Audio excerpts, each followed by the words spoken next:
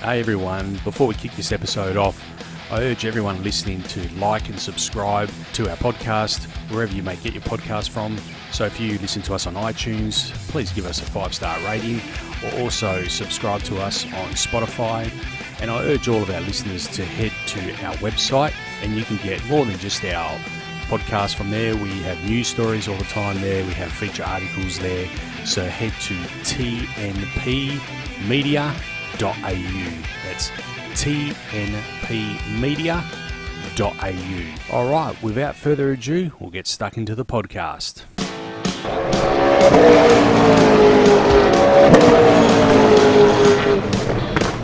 Talk and Power, your motorsport and motoring radio show.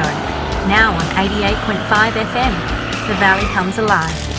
And podcasting across iTunes and talkandpower.com.au. All right, Talking Power Podcast, episode 208. I am Nick DiCembri. I am joined with co-host over here, Michelle Morrison, and Simon Gonzo Travellini over there. How are you? Good, mate. Yourself? I am going well. Michelle, yourself? Doing great. Bringing more props to the podcast, absolutely. I've noticed. Brought some jewellery in. Some show and tell once again. So this is platinum. That's better than gold. Yeah, let's call it that. I'm happy to run with that. That's from your win on the weekend? It is from you were my runner-up? Runner-up. Runner-up, yeah. Still a win, all in all. It's a win. You got to the final. Big field, and to make the finals in any class, but particularly modified, in the best, biggest event, and certainly was in crowd numbers, wasn't it? Absolutely. Oh, it's massive. Yeah. Proof that you massive. don't need $100,000 of prize money to bring in a big crowd. Chris. Shots fired there. The crowd was huge, but across a 2-day event, it's always a little bit nerve-wracking now that it goes back to elimination rounds, because our first round was at 2:00, and to think that you could have been packed up and all over by then.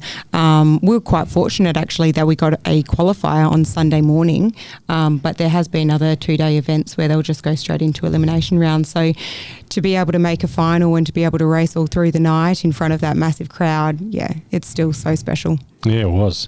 It was. You see, that's when you reward the winners. Mm-hmm. Anyway. Do you guys think that the reason the crowd is so big at this event and has been big at the Top Fuel events recently is because we've got a local WA team in Cole Putland, and the West Australian drag racing fans have really gotten behind Putland? Oh, he had such a huge fan base. Massive. Our pits were directly opposite Kyle's, and they were just consistently full, and just seeing the crowd just stand up and be, cheering for Kyle when he did his passes and some fantastic wins that he had throughout the weekend. It was just amazing to see, and you just feel so, proud. Of what he's made with his drag racing, and because of course I used to race against him in modified, both T-bucket drivers, and it's awesome. I couldn't imagine it happening to a more deserving family. And he had some tough competitors too. And Wayne Newby. Yeah, he had Newby twice. And that's an Australian champion there. Yeah. Tough competitors with a huge experience as well, so and part of the mega team, the Santo Reposada mega team. Yeah. So much experience from the drivers, so much experience from the teams behind them, so they just did a fantastic job. Yeah. But the winner was Peter Zabiris, and we love Peter here, don't we? Hey, did you hear? We love Peter because he's cool in so many ways. But there's a video going around of his crew talking about the difference between. Oh no, it's not the difference, but special things about a top fueler. And one of his crew made a very interesting point. He said, "We make more horsepower from one cylinder in our top fueler than both of our V8 supercars put together." So if that's not shots fired. Sometimes it's good to do those comparisons. But it's true. The crowd understand that level. I thought about that. I said, you know what? He's right. Yeah. 12,000 horsepower. There you go. So, it was an interesting social media post that they've got up, Peter Zibris's team. And it's just comparisons. The fuel lines on their car is bigger than most exhaust pipes on your family car. Yeah. That's another thing. There's a whole lot of them. But that one caught my eye. I was like, it's... Yeah, I believe they run a 3-inch fuel line. Yeah. And I think it's 120 or 140 gallons per minute. Yeah. Wow. That's the fuel. They have 2 fuel pumps on those things. Yeah. Incredible. They're great facts. They're really great facts. I love those comparisons because it's relatable. Did you guys know? Did you guys know that if you got a 60-litre drum of fuel and took the cap off, you could not empty it as fast as a top fueler drinks through that stuff? Yeah, it's I believe crazy, that. Just incredible. Yeah. It's incredible. So, congratulations to Peter Zibris and Damien Harris running up at the same event and resetting, correct me if I'm wrong, the mile an hour record at the Motorplex. I believe so. Yeah, I believe so that is the congratulations. case. 519 kilometres an hour. Sorry, I do not have that written down in miles an hour. I don't know what it was. And congratulations to the representative.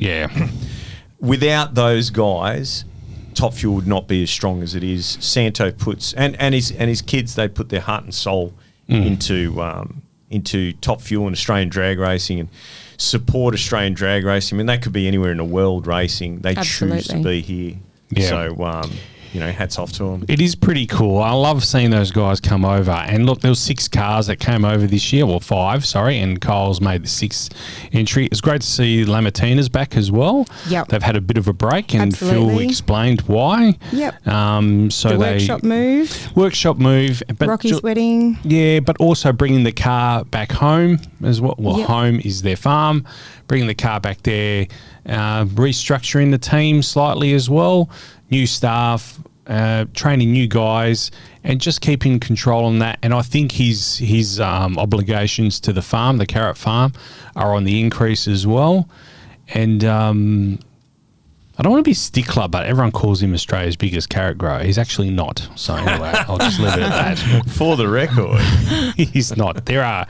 We have a carrot grower over here who we believe is bigger. Anyway, never mind. Do you think we could get him in a Top Fuel car? No chance. No chance. They wouldn't.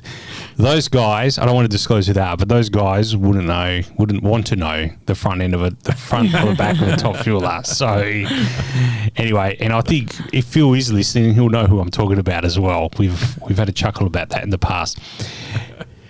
Top Door Slammer. Wow. That's where the war raged in Top Door Slammer. Yeah. There's so much to talk about in Top Door Slammer. I don't even know where to start and end, to be honest. Double bulb? Yeah, look, I mean, I'm sure it was an accident. I'm not saying that it was, but John Zapier double bowled Lisa, and Lisa won that race. That was in the second round. So congrats to her. Top qualifier of the event was John Zapier. In the end, but We didn't see a 50. I predicted a 50. you weren't far off, but they were good 60s. I think there was a 63 that I saw. I was only in the crowd for one of them, admittedly. Yeah, I think 63. it was a bit hot. You were saying that was hot. It was hot, yeah. It was hot. It was Strange. It was really strange. It felt like it was cooling down, but then the weather data just showed otherwise. It was the sou'west that we're so used to at the Motorplex just didn't eventuate that night. It was quite warm. I was in shorts and a t-shirt the whole night. And Is that because of the Chinese warships off the coast? the submarines heating up down there? But congratulations, we had him on our 200th episode. Brody Zapier taking the win in Top Door Slammer.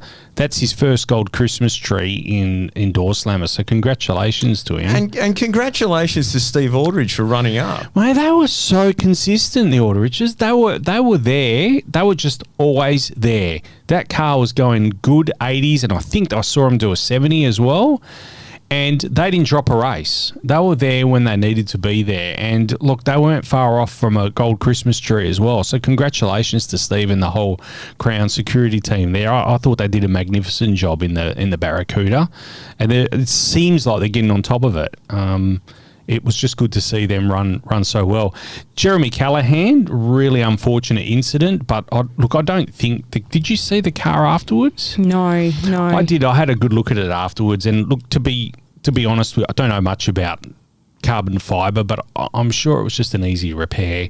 Yep. The car didn't touch the wall at all. Went on its roof, just slid on its roof. It had obviously worn the roof down quite substantially and cracked part of the rear quarter as well. But the car never touched the wall at all, so I'm sure they'll get that fixed in no time. And it's a bit sad to see Jeremy come out here for the first time and have that happen in round one, but I'm sure they'll learn from it. From what I saw, the car quickly went left and then just overcorrection. I'm not sure what broke in the car. Something broke in the car. Yeah. We saw something come out the back. I don't know what it was, but it certainly wasn't driver error. He did a really good job to keep it off the wall. I've got to be honest with you. Yeah. As I said, it went over on its roof and just slid on the roof. Didn't roll at all, and just that minor crack in the rear quarter and the roof. That car's up and running in no time. Obviously, they'll have the motor down and back up when these cars go over. Sorry, you were going to say something? No, I'm Top Fuel bike. Yeah. That was probably the disappointment of the night. Everyone was waiting for this 5-second pass from Damien, and he just didn't quite get there. There was always some sort of problem, or the bike just didn't want to. He went 620s, but I don't think he didn't go any quicker than that. So, but congratulations. That is the joy of nitro. Yeah. So the top fuel bike was a lot of issues. I think we saw a lot of bikes breaking down and not just running, not getting the tune up right. And Damien, to his credit, I think they were on it, but they just weren't quite there. So we have to wait again for a top effort by Wayne McGuinness to make the finals. Yeah, definitely. Well, and tough field. That is a tough field. It was a tough field. Yep. So, and congratulations to Damien on top qualifying there as well. Hey, we can't go, comp eliminator. How awesome was that as well? We saw Connor McClure run a 6-1 in qualifying. That would make that the, I think it already was, but is certainly cemented as being Australia's quickest small block sedan. Yeah. Am I right in saying that? I think so, yes. Yep. You would have had the numbers to back it up to make that a new official index?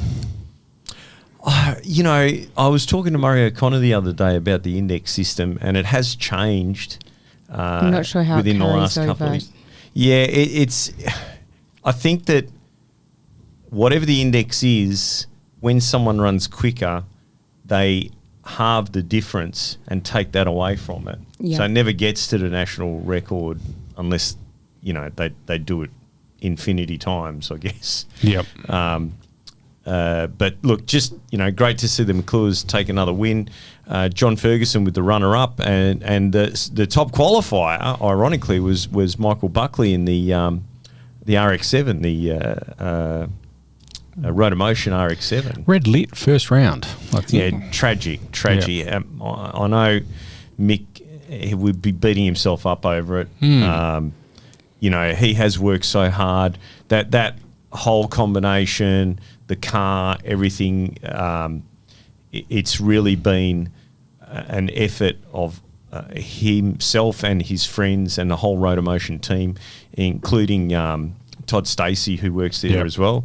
The car is definitely not, like a pro mod car. It is very much an RX-7, and Michael and the guys have, basically built that thing up over the years, and it's just fantastic to see him consistently in the sixes now. And it's a shame, but that's racing. It happens to the best of us, and of course there's just a huge amount of pressure that goes with racing at the Westernationals. Definitely. Super stock, Jake Chasty. Well done. It was great to see Jake back in the car. We haven't seen Jake in the car for some time. 3 years. He sort of rolls it out like his dad used to and wins the event. Well, look, they'll have you believe that a lot of time and effort went into that, but it's been 3 years. I think they freshened up the motor as well, I'm led to believe. They probably just washed it. So it's interesting to see them just roll up. As you said, I think they qualified second, but only just to Errol Quartermain. So congratulations to Jake and Todd Stacey as well. That was an awesome final, actually. That was a really, really good final. And it was great to see some old, I don't want to say old families. Let me put it this way. Let me rephrase all that. Some families that have been in drag racing from Ravenswood days.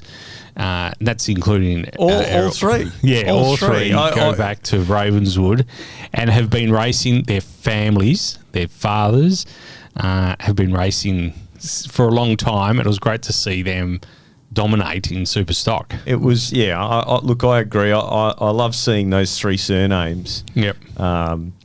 Because you're right. The families have been involved from the beginning pretty much. Mm-hmm. And Jeff puts a lot of time and effort in with Andra. If it wasn't for the Staceys, there'd be a lot of Rotaries parked up because the amount of work that both Todd and his dad have done over the years. And Errol, I mean, we all love Errol. He's the epitome of the Aussie battler. Yeah, definitely. Comp bike winner Chris Allen there. Well done to him. Runner-up was Michael Hollister. And top qualifier there was Chris Allen as well. So well done to them. Shocked to not see Rangs in there. Shocked. I think I'm happy for these guys, but just a big shock. I'm so used to reading this. Yeah, you're right. And I haven't seen the full results to see where he ended up and where he left the competition, but yeah, a huge congratulations to Chris. Yeah, definitely. Top sportsman and never fails to disappoint. That I love top sportsman. Yvette Gregg really did a great job there. Roger Morehouse just kept going rounds and rounds and those guys. Really. You know what I can't believe, right? With the consistency of Jason Lippy and Albie Backranich, right? To see two nitrous cars in the final. I think Jason's departure was one that was I think he broke out or may have red lit. It was a really minor error and that saw him depart. But look, congratulations to these guys because they were there when they needed to be there. But you always hear about, nitrous is inconsistent, nitrous this, nitrous that. Yeah, definitely. Yeah, you're right. And these two guys and girls, Yvette, did a magnificent job. Just checking to see if Brody replied to my message. Fair enough. We've asked Brody a question, so... Moving along, Supercharged Outlaws, top qualifier there, good friend of ours, Vince Belladonna. Unfortunately, went out in the first round. In the end, are we surprised? Casey McClure. Yeah, the double up. That's a three. Third. Hat-trick. Yeah. Yeah. No, I mean the double up for the McClures. Oh, yeah, double up. Well, I think that's their third double up as well. Correct me if I'm wrong. Yeah, I mean, I've definitely seen them. I've definitely seen them before. I think it's three. I think it's the third double up. So congratulations to Casey and Peter Appleby as well, going rounds. Yeah, Pete. great to see Peter Appleby. He has added so much to the sport, so much colour to the sport in Western Australia. The cars are always awesome looking, and he's just a great guy. Yep, definitely. Yeah, awesome. Okay, do you want to abstain yourself from this one, Michelle? Do you want to talk? Can I leave the room? Be kind, boys. The battle continues. The battle does go on. Only 2 rounds left now. So winner was Paul Garbellini against Michelle Morrison. Made it to the final. You top qualified. Got the medal there to prove it. Nice, beautiful medal from NDRC, my first one. Lovely. Look at that. That's a magnificent medal too. It is. It's a fantastic medal. You must have all the top qualifying medals. I think all bar one. What happened to Carwood Start? No. I was only joking. No, look, credit where credit's due. Paul Ryan, I think, top qualified last Westernationals when he came out with his front engine dragster with the supercharger on there. Yep. Happily sat in my deserving second position for that round. Yeah. No, well, So congratulations. where are we at with the points? Oh, we're Tuesday, and give me a moment to grieve. I will look at the My wife points. says stuff like that. I will look at the points on the On 12th? Wednesday. On Wednesday. On the last meeting, when I have points and a half rewarded on the last meeting, Yep. the last event. Is it the 12th of April? I said Yeah, it is the 12th. date wrong Yeah. for the last, in my acceptance speech, so I better make sure I have my dates right. But it is points and a half for the last round, so I will look at the points then. For those of you at home that are not following this, you need to get down to the Motorplex and watch this incredible battle that is playing out in Modified Eliminator between Paul Garbellini and our Michelle Morrison. It has been tit for tat, all the way through the season, and I think it's gonna go down to the wire. Yeah, it absolutely will. It absolutely will. You can see part of this battle if you go back to the replay on 7 Plus. All of our listeners are pretty technical. Go back to 7 Plus, scrub forward to to the into finals. You'll find it. You'll work it out. Anyway, we'll move on. Super Sedan, Kyle Higgins in his Yes. XY, beautiful. Two from looking car. two. That's two Fords there as well. Michael North Yeah, and his it is, XB. but didn't he go win the last meeting? Yeah, I think so. He Yep. did. Yep. Between him and Bo, Yes. Yeah. the Higgins families is absolutely dominating. There's this three season. now. There's a third car that licensed before this meeting. Oh, really? Okay. Yep, they're just weeding out the bugs at the moment. But yes, Michael North runner-up, Yep. and Terry Phillips taking the top qualifying spot.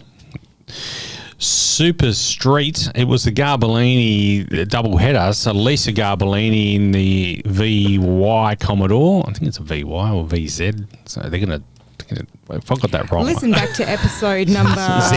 It's a Z. It's a Z actually. It is a Z, isn't it? In taking the win there in Super Street, and really big congratulations to this young kid, Daniel Brezic as well. His father Johnny's been racing on and off over the years, so congratulations to them. And Gav. No, I got that wrong. No, that's his uncle. Oh, uncle, sorry. I thought that was Easy mistakes, Daniel was mate. his. No, that's the car. That is the car, but that's his uncle. Daniel's a top bloke, absolute champion of a guy, and Gavin Donnelly taking the top qualifying spot.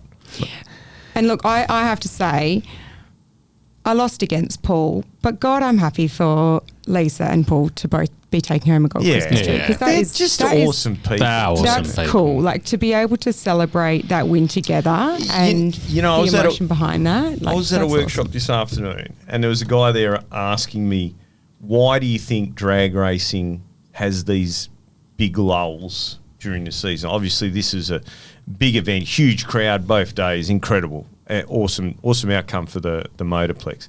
And I said to him, because we cater for the one-run wonders these days, right? The guys with the turbo LSs and so on, the radial guys, they go down there, do one run, put it on Facebook, heroes for 24 hours, 15 minutes, whatever, and then you never see them again. But then you got people like the Garbellinis that go to every meeting, that actually drove these cars around Australia. Did their own sick week. That's incredible. It's beyond sick week. It's like sick month. They drove around Australia and went round to round in the car. Like, that's Super Street there. Yeah. That's that 100% is Super so cool. Street. So I always like to see them in the winner's circle, because I know how hard they work at it and how much they give up for the sport. Yep. And that's the big difference. If we had more people like them, those bleachers would be full every meeting. Yeah, for sure. Just 100%. knowing the support that they give each other, because obviously, like, I'm in a similar, if not the same position with myself and Trent. There's a lot of husband-wife races. Not many of them that are actually racing together at the same time. And we pulled around into the staging lanes for the finals, and I went to go over to Paul's car and he wasn't there, and they said, oh no, he's down with Lisa, and I hadn't realised she made the final, and I was so excited for her, and I was like, so this is both of them, and I was like, the excitement was there, and then I was like, oh, I'm standing in the way. Like, I'm standing in the way of this. It's cool. I'm so happy for them. Yeah. So you're going to let Trent race again? I would love for Trent to be racing. Did you hear that, Trent? He knows. He knows. I just need to find someone equally as good as my husband in case his attention needs to leave my side to focus on his own racing, which is fair enough. But look, he's got his apprentice there with my nephew Ethan, who is a sponge, just soaking in all the information he can. So that's your nephew that was there? Yeah, so my nephew Ethan's on my team, and he's been with me since last season. And he is just so dedicated and eager to learn, and it's been really great. I've got a family crew, really do. It's great. Cool. Mod bike, Tony Ambrosini, well done to him, taking that mod bike there against Paul de Klerk. Top qualifier there was Justin Townsend. Junior Dragster, I think this is the Canoolis? Yes, it's John Canooli's John's son. Yeah, Nixon. This is the next generation. Well, we saw even Phil and Sarah Lamartina's youngest son racing on the weekend as well in Junior Dragster. I think he went out early. I can't remember his name. My apologies, but he was racing as well. So in Junior Dragster, Nixon Canooli up against Nathaniel Kuchel, runner up there, and Jesse Martin, top qualifier in Junior Dragster. That's Steve Martin's, I think so. Yeah, daughter. Yeah. Yep. And in junior bike, love junior bike. I know. It's just Me too. It's an awesome. They're bikes. That's what I said. There's nothing junior about junior bike. Yeah. I love it. If you haven't seen junior bike, go watch it. It is awesome. Make sure don't leave the stands when the junior dragsters come out. Watch them because there's nothing. These bikes are awesome. Yeah, and I've spoken about this before. I was at the track when these guys were doing their first passes on the bikes, doing their licensing, and seeing their confidence grow and seeing their skill progress as they've become more comfortable with the bikes. It's really awesome to see, and you can really see that they're really enjoying it. Not to say that they wouldn't have been enjoying it from the start, but of course when you're learning you have to take a lot in. Understandably there'd be a lot of nerves, but the smiles on their faces now, and I love seeing it. And I'm not sure if I've mentioned before, but Cleo, my 4.5-year-old, she wants to be racing a junior bike. There you go. Yeah, she's wiped the junior dragster now. She wants to do junior bike. But you've had them on bikes, so you've had them on electric bikes. So I kind of get it. And if you were brought up on bikes, I get the appeal to junior bike. I really do. With saying that though, sometimes naturally, and with Cleo, it was actually before she got on her electric bike, she naturally just was attracted to bikes, and it wasn't anything that was really, she wasn't exposed to bikes more before that started, and it was something just going down, being at the drags, we would be at the speedway as well. She just was really drawn to bikes, and so that's what captured her attention, and that's where her passion's forming around. Now she's got her electric bike and she's loving that. She's hitting the limiter and we need to step her up. But it won't be too long until she'll be racing on the drag strip. Yeah. No. Anyway, it was an awesome event. Did you actually read the junior bike winners out? Oh, sorry, no, I didn't.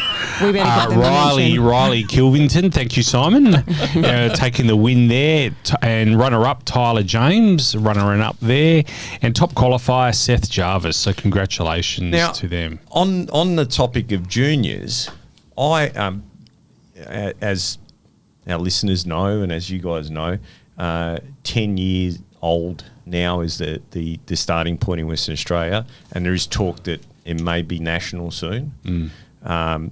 I am thinking about putting a rule proposal in for a new class. This isn't a joke. You're looking at me like, you can talk about this. I'm looking at you. Yeah, I'm interested. To a speed limited class, Yep. right? That will be based on the half scale bodies that are available. I've found so many bodies. It's incredible. There's T bucket bodies, 32, 34 forward. There's Porsches. There's Camaros. There's all sorts of half scale bodies available. I've seen some of those little ones. Yeah. So what I'm proposing is to 330, right? Not to 660, to 330, with a claimer on the engine to stop people modifying the engines. The engines need to be dead standard other than air cleaner and exhaust. And because they're governed, the motors I'm talking about, the Honda clones. The GX 160 that's been cloned. The GX 200. And that's been cloned a million times now. So they're rev limited to 3,600 RPM. So we can get a sprocket size that speed limits them to, say, 60 kilometres an hour. Use the junior dragster style roll cage rules, but have, something that's other than a junior dragster, and only races to 330 foot. So I'm going to try and put something together. If there's anyone that listens to the show, because I'm aiming at this because I believe it is really unfair that kids can go and race motocross or go-karts from 6 or 7 years old, but they have to wait till 10 to race at the drags. We're really going to miss out on our future generation races by having them wait until they're 10 to be able to commit into and start the junior drags, junior bike. But also you have to look at it from the other angle. We're also going to lose our adult competitors because they're going to then have to be committing themselves to their child's hobbies, which can't be drag racing. Yeah. So absolutely. Drag racing is something that the parents and kids can do together at the same event, at the same venue. But I'm already thinking of my predicament when my girls will start doing weekend sports and how I'm going to divide my time or how at peace I would feel with prioritising my sport over theirs. I feel guilty. Do I try and encourage them to go for a winter sport? But we're going to miss out with this, and I wish that there was another way than increasing the age. And it's a shame to hear that age restriction is potentially going to be raised throughout. I think everyone's scared of the speed. So I think if we halve the distance again and we lower the speed to, say, 60 kilometres an hour, we get rid of the variable drive clutch and all of that stuff that they have on the juniors. But the stuff that you're talking about, is so readily available as well. Yeah, and it's cheap. Yeah, it's cheap. It's cheap. It is cheap. I'm going to talk to the people from Jono and from the people from Honda about doing a special deal for the drag races for the motors.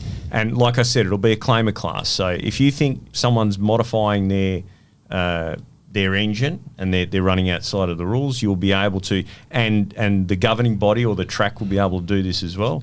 You'll be able to say, here's the whatever the amount is, $300, $500, whatever for the motor, and they unbolt it from their car there and then. The claimer, I believe that if you're trying to limit the cost of racing, claimer classes are the way to do it. But if there's anyone out there listening to the show that's interested in getting involved in putting this together, reach out to us. I'm going to try and, I don't know which rule submission date I'll get time to get this put together, but I want to make sure they're super safe because I'm going to put my own kids in them. Yep. And they're going to be speed limited and they're going to race to 330 instead of 660. And I need to drop that clone that I've got off as well. I've got a GX 200 clone for you. I'll drop that off. There we go. We'll do the TNP prototype. But they're everywhere. They're literally everywhere, those engines. I feel local fish and chip shops sell them. Let's see if they do not literally, half-scale but XY body. All right, should we have a break? We should have a break, and we've got more to talk about after the break. But we'll take a short one here, and when we get back, it'll be all things supercars from Eastern Creek. If we got time, lights out 16 World Series of Pro Mod. All right.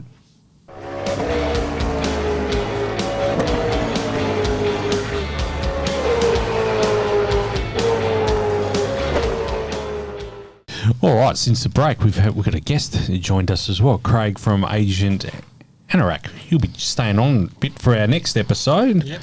We'll discuss your website, but we'll talk about that a bit later on in episode 209. Hey, World Series, feel free to jump in at any stage, Craig, if you've got some input as well, or you got any questions.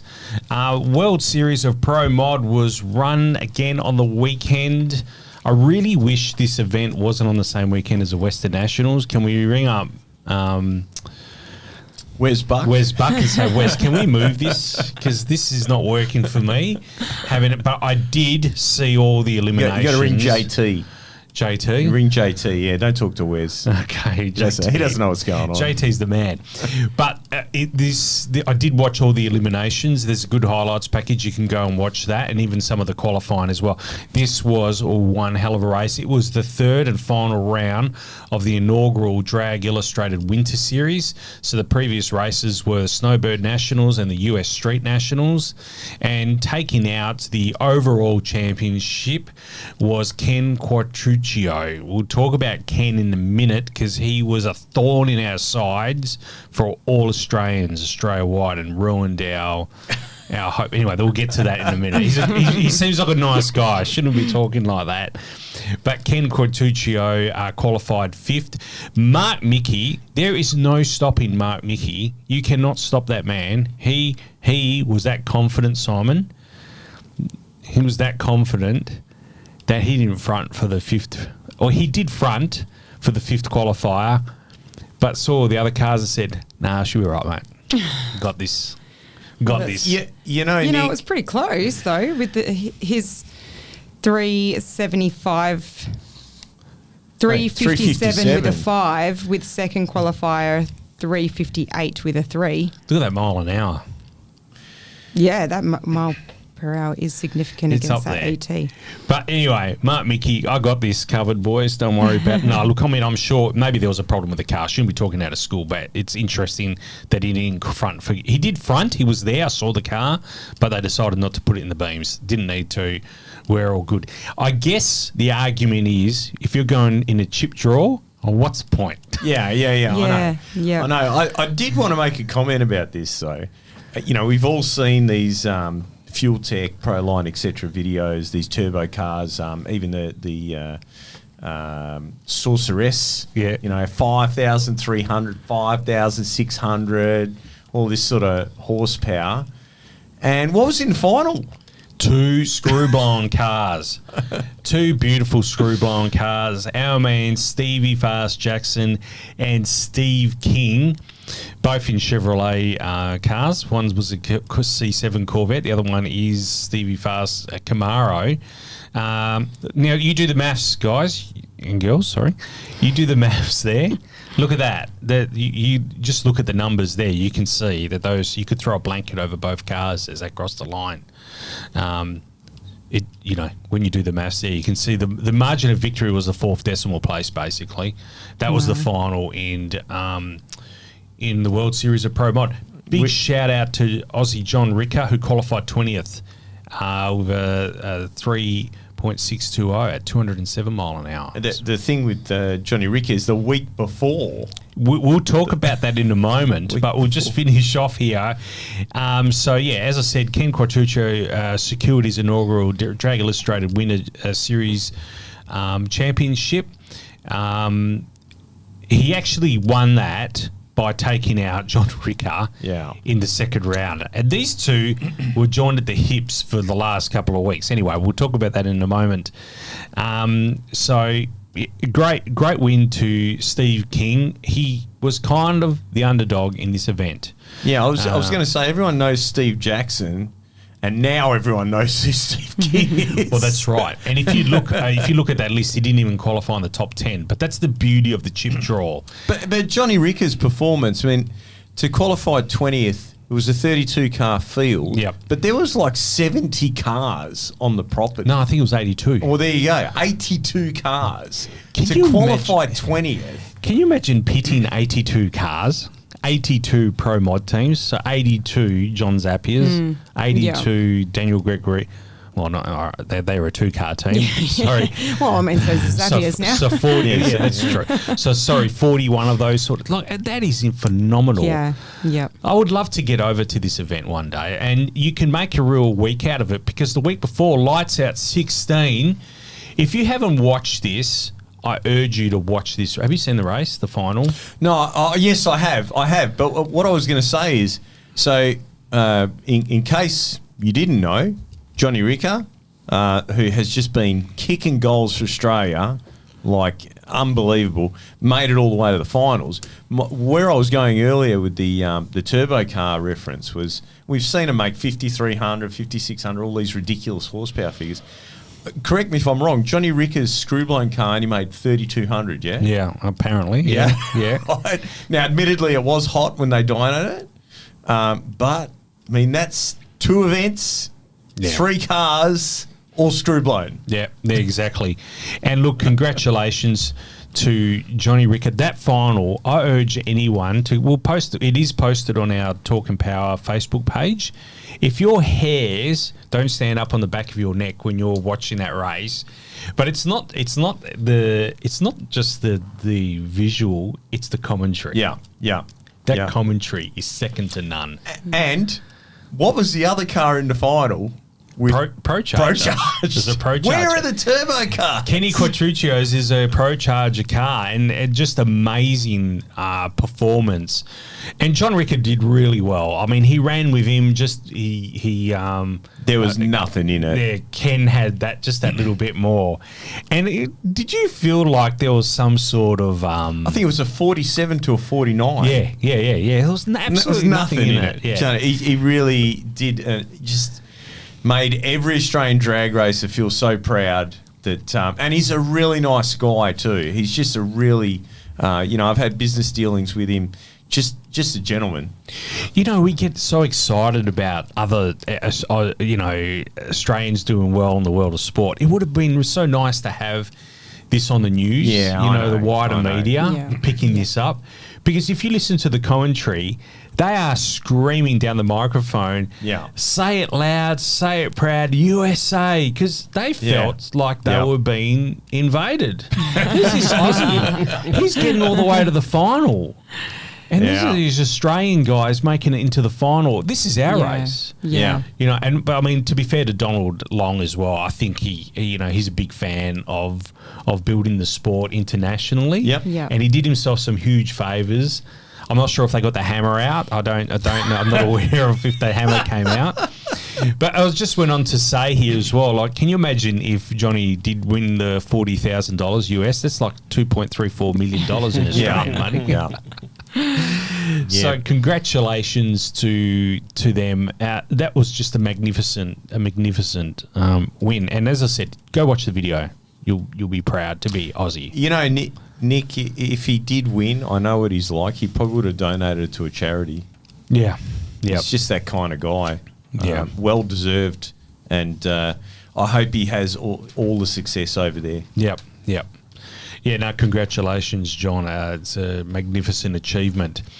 Hey, while we've got time here, Supercars from Eastern Creek, I wrote if time permits.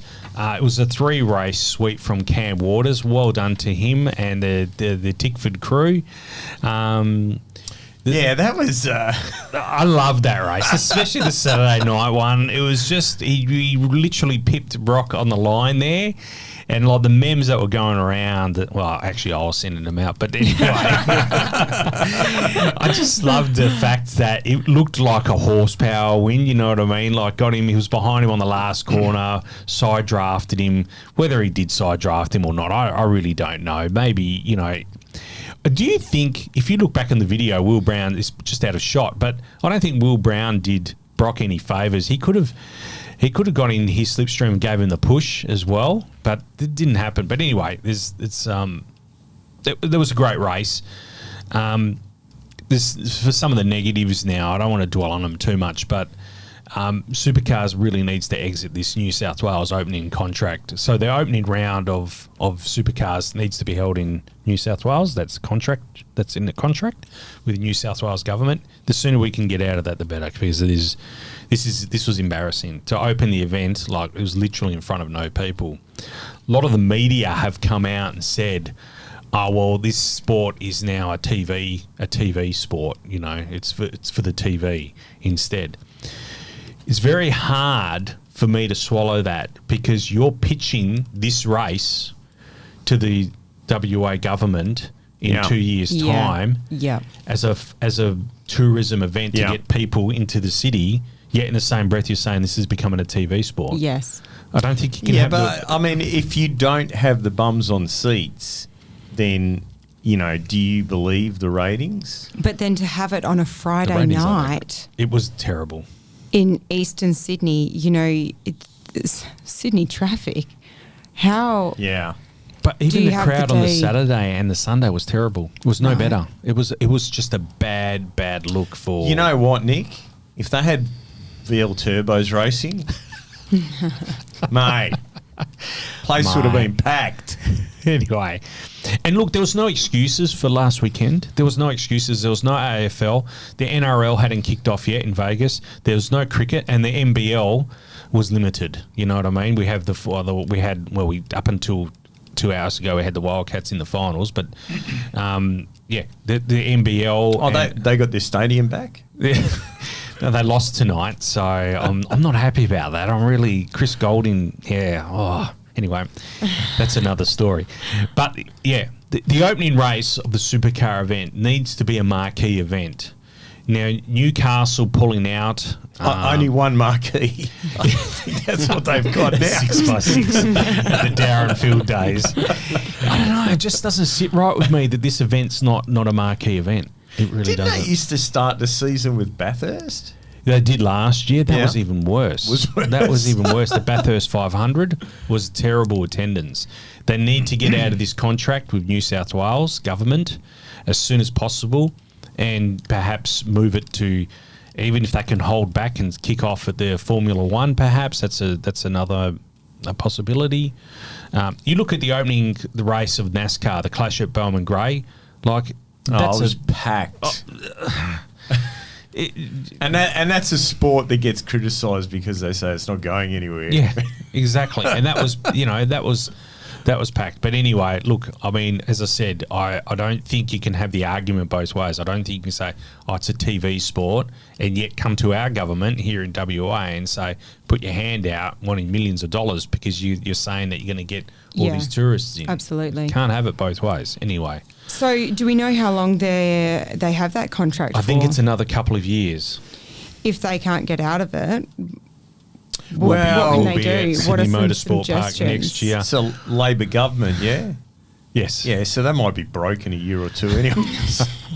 After spending all their money on. So in Sydney, there's not many. In New South Wales, we had Newcastle. That was the opening round. Yeah. Newcastle Council pulled out of that. So we're limited to Bathurst and we're limited to Sydney Motorsport Park. So this was at Sydney Motorsport Park. But What could Sydney Motorsport Park do to be able to draw that crowd in more? shift the timing to better time during the. I don't think a night race works in Sydney. That's that all right. I time told of you. year. VL turbos, maybe some RX3s. But yeah, I don't think a night race and works. GDRs. Bring them back. That's it. In answer to your question, I think the timing needs to change. They should do roll racing instead. So I haven't been shy about admitting that I don't follow supercars too closely. They were all night races across the weekend? Yeah. Yeah, okay. It's definitely, being so restricted with nighttime racing, I just think of it as the family aspect. Eastern Creek is not... It is far from certain parts of Sydney. I suppose it's close to others, but when we've raced over at Eastern Creek before, it's in its own separate little city area to be able to get the traffic through there. If you're restricting yourself to nighttime racing and you're trying to expand your audience to then not only serve your demographic of one area but opening that up to families, you're competing with kids' bedtimes. And it smells too. Does it? I've never been to SMP. Well, the drag racing track smells. Is there a tip? There's a close by? tip there, yeah. And Yeah. they spray water on it constantly. Yeah. Yeah, right. Okay. No, Yeah. I haven't. You know, you realise it once and then it just becomes it is what it is. The nostrils It's not a get lasting weak. memory for me. You wouldn't smell it over the methanol anyway. Yeah. Anyway, look, we'll bring the show to an end here. Friday, what's coming up? Friday, 7th of March. That's this Friday. The Mobile One Australian Late Model Championship. It is basically late model week at the Motorplex. So it is Friday night and Saturday night is the late model championship. Then on Wednesday we have the late model hump day hustle. Then on the 14th we have 14th and 15th we have the late model nationals. And then on the Saturday we have the Sprint Car Gold Cup as well, and kids are free on the Saturday. Isn't it funny that that's sponsored by Asphalt Recyclers? I did not pick up on that. There you go. It is. You'd think that they would sponsor the track. I mean, there's a bump there that needs a If bit of you're asphalt. ripping up your asphalt and you're just going to have a dirt oval track, they will recycle your asphalt for you. That's a good point. Then it's 22nd of March. It's the Nitro Slam Part 2, Nitro Max Top Door Slam and Top Fuel Motorcycle. We'll see Michelle down there as well. Then The battle continues. The battle will Yeah, here we continue. go. Then Sunday, the 6th of April, we are heading to Max in Pinjarra. You should come to that as well, Craig. Which one's this? Max in Pinjarra. Pinjarra on 6th of April. It is one of the best car shows you will go to. It's Very a little cool. secret. It's not a secret. I shouldn't say that. Richie will get upset with me. It's not a secret. It's secret an we want awesome everyone to know. event. I love it. When are we Yeah, getting I'm Richie looking back forward. on the show? We should get him back. We should get him before the show. Well, I always interview him at Max. If Yep. you listen to the Max episode, he's always on. So we get an update from Richie there as well. Are you planning on coming to that as Yep. well? I'll come down, I'll bring the car, have the car on display. Haven't told Trent yet, but now he knows. Maybe we I'm can, committed now. maybe we can start it up as well. How cool would that be? I think Richie will be on board with that. I think that I need to get permission from Andra, but Oh, really? we could put Okay, in for all that. right. No worries. Okay. All right. Anyway. Are you going to come as well, Simon? Bring the XY down at Max. Start her off if I I'm trying can't. to get the whole. I'm trying to convince Linda and the kids to come as well for that one. The kids will come, but I don't know. Linda's like a bit- Nick, you have got zero chance of my wife letting me go anywhere. Okay. What have you right. done? The 6th of April. You've been on is- house arrest for a while.